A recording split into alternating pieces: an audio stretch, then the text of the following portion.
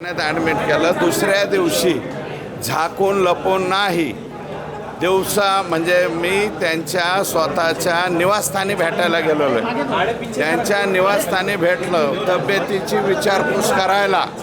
तब्येतीची विचारपूस आणि लढा हे दोन वेगवेगळे प्रकार आहेत. लढ्यामध्ये आम्ही त्यांच्या विरोधातच राहणार.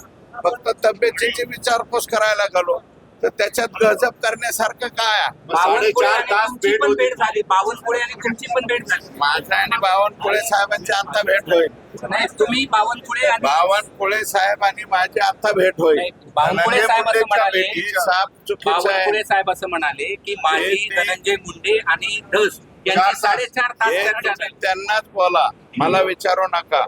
मी जे परवा त्यांना भेटायला गेलेलो आहे ते धनंजय मुंडे यांच्या तब्येतीची चौकशी करायला गेलेलो आहे. आणि तब्येतीची चौकशी करणं याच्यात गैर नाही. संतोष देशमुखचा लढा आणि तब्येतीची चौकशी याच्यामध्ये कसल्याही प्रकारचा काही संबंध नाही. कृपया जोडू नये. कोणाची मध्यस्थी नाही, काय नाही. रात्रीच्याला दवाखान्यात नेलं होतं. का दवाखान्यात नेलं? भरणे मामाने यांनी दवाखान्यात नेलं होतं अशा प्रकारची मला माहिती मिळाली. म्हणून मी त्यांच्या निवासस्थानी जाऊन त्यांना भेटून आलो. या सगळ्या भेटीनंतर पुढे काय चर्चा झाली?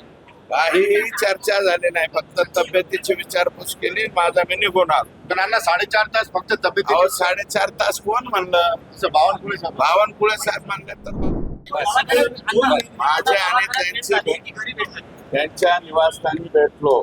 दवाखान्यात आदल्या रात्री नेलतं. परवाची गोष्ट आहे मला वाटतं. मी भेटलो आणि भेटल्याच्या नंतर पुन्हा एकदा बाहेर आल्यावर मी काय केलंय हे तुम्हीच पाहून घ्या. पुढच्या 1-2 दिवसात आणखी नवीन काही मी सांगणार आहे, त्यावेळेस तुम्हाला कळेल. तुम्ही जे म्हणताय धनंजय मुंडेचा राजीनामा घेणार नाही, धनंजय मुंडेचा राजीनामा मागितला नाही. हे बघा, मी अजून मागितलेला नाही. मी हे पहिल्यापासून म्हणतो. त्यांचा राजीनामा कोण मागतंय? त्यांच्या पक्षाचेच लोक आणि सर्व लोक, इतर लोक जे आहेत ते राजीनामा मागतायत. त्यांचा पक्ष, त्यांचे पक्षाचे वरिष्ठ त्यांच्या बरोबर राहत आहेत आणि त्यांचा राजीनामा घेणं न घेणं हे सर्वस्वी अजितदादा पवार यांच्या हातात आहे. लढा सुरूच राहणार. लढा सुरूच राहणार आहे. लढा हे लोक फाशीवर जाईपर्यंत राहणार आहे.